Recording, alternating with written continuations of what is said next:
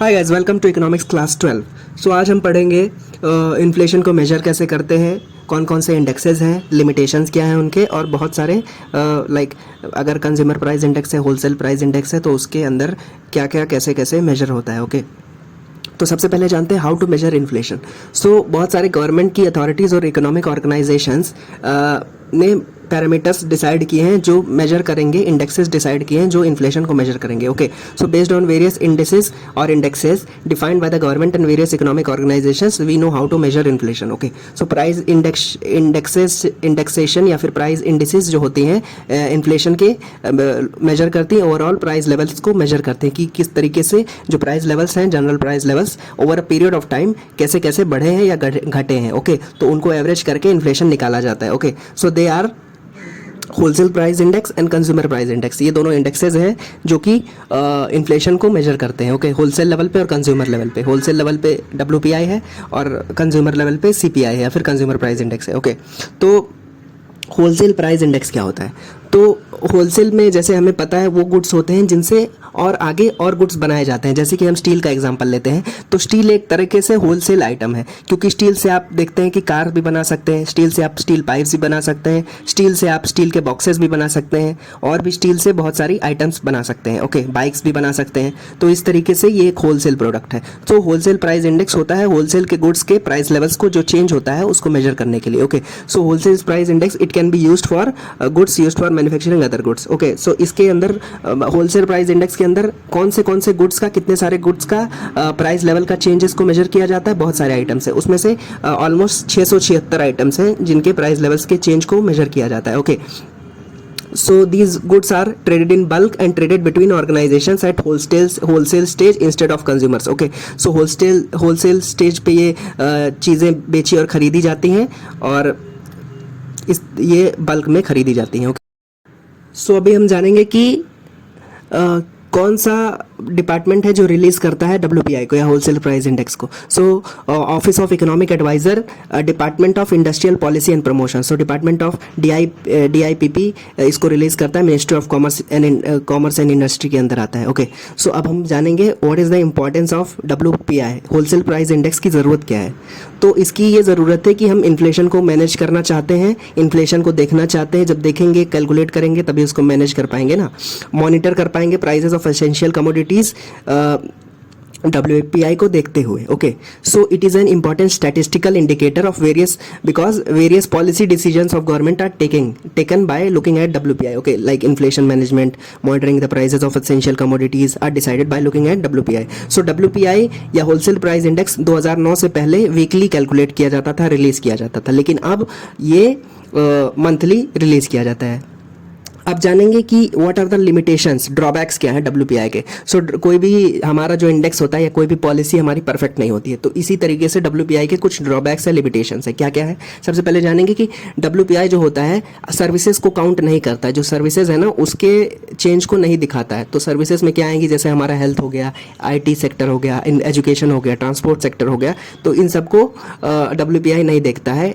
WPI does not take into account these services. Okay, दूसरा limitation क्या है WPI का, जो अनऑर्गेनाइज सेक्टर है ना उसको भी ये नहीं कंसिडर करता है WPI, मतलब ये कैलकुलेट अपने अंदर नहीं लेता ये।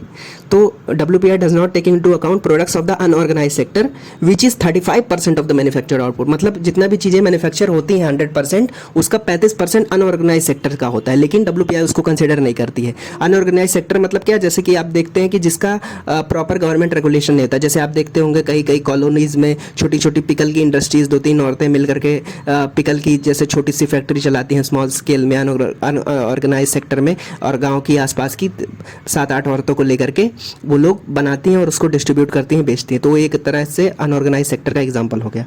दूसरा चीज़, अगला हम क्या पढ़ेंगे, consumer price index. Okay, so consumer price index क्या होता है, इसमें day to day living items होती हैं ना, उसके प्राइस चेंज को हम देखते हैं, day to day living items. तो CPI और consumer price index is associated with cost related to cost of living, जो हमारे दिन ब दिन की चीज़ें होती हैं। ओके, सो कैसे ये मेजर किया जाता है, सो कैसे इसको मेजर करते हैं, इसका तरीका है कि प्राइस चेंजेस को हम देखते हैं गिवन बास्केट ऑफ गुड्स में, मतलब बास्केट के अंदर कितने गुड्स हैं, 263 आइटम्स हैं कि कितने आइटम्स हैं, जैसे WPI में 676 थे। CPI का बास्केट जनरली छोटा होता है, 200-250 आइटम्स होते हैं, तो उसके प्राइस चेंजेस को देखा जाता है और उसको एवरेज किया जाता है कि ऑन एन एवरेज कितना दाम बढ़ा है या कितना दाम घटा है। तो CPI और WPI दोनों मंथली बेसिस पे रिलीज़ किए जाते हैं। और CPI में क्या होता है कि daily living expenses are included in this index. Okay, तो CPI के अंदर बहुत सारी चीज़ें हैं जो हम जानेंगे। सबसे पहले जानेंगे कि रूरल वर्कर्स के लिए CPI कैसे होता है, फिर जानेंगे अर्बन नॉन मैनुअल एम्प्लॉयज़ के लिए कैसे CPI देखा जाता है, फिर एग्रीकल्चर लेबरर्स, फिर इंडस्ट्रियल वर्कर्स। ओके, तो सबसे पहले जानेंगे कि CPI फॉर रूरल वर्कर्स कैसे कैलकुलेट किया जाता है। तो CPI फॉर रूरल वर्कर्स, इसका बेस ईयर है 1983। ओके, 1983 बेस ईयर लेकर के CPI for rural workers calculate किया जाता है। सो ये अदर जितने भी CPI हम देखेंगे ना मंथली सब, तो इस वजह से ये भी मंथली कैलकुलेट किया जाता है। किसके द्वारा कैलकुलेट किया जाता है? It is calculated by labour bureau, ministry of labour. Okay, every month. और टाइम लैग कितना होता है? 3 वीक का टाइम लैग होता है, हर महीने रिलीज़ किया जाता है। और इसके अंदर कितने बास्केट ऑफ आइटम्स होते हैं? तो इसके अंदर टोटल 260 आइटम्स होते हैं। इसका मतलब क्या कि जो रूरल वर्कर्स के लिए जो CPI कैलकुलेट होगा ना, उसका बेस ईयर 1983 है। इसके अंदर 260 आइटम्स हैं। लेबर ब्यूरो इसको रिलीज करता है, हर महीने रिलीज करता है with a time lag of 3 weeks. Okay, अभी जानेंगे कि CPI for urban non manual employees के लिए कैसे कैलकुलेट किया जाता है। तो इसका बेस ईयर है 1984-85। So it is also calculated monthly by MoSPI क्या, ministry of statistics and programme implementation इसको रिलीज़ करता है, कैलकुलेट करता है, हर महीने रिलीज़ करता है। इसका टाइम लैग है 2 हफ्ते, 2 हफ्ते के बीच में अंतराल पे ये होता है टाइम लैग के।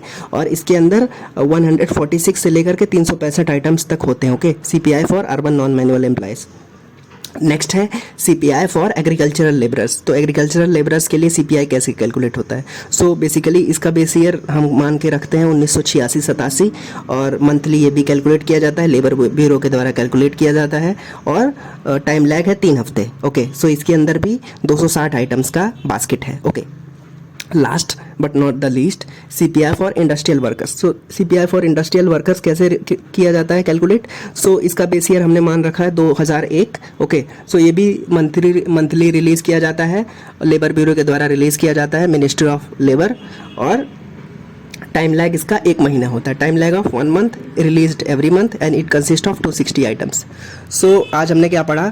CPI के बारे में पढ़ा, WPI के बारे में पढ़ा। ये इंडेक्सेस हैं जिससे इन्फ्लेशन मेजर किया जाता है। कुछ लिमिटेशंस हैं WPI के, वो हमने पढ़ा। और CPI के अंदर जो बहुत सारे पैरामीटर्स हैं, जैसे रूरल वर्कर्स के लिए कैसे और अर्बन वर्कर्स के लिए कैसे कैलकुलेट किया जाता है, ये सब हमने जाना। ओके, सो नेक्स्ट क्लास में हम इसके आगे बढ़ेंगे। So hope you understood it. You can comment if you have any doubts. Okay, thank you so much for watching. Bye bye.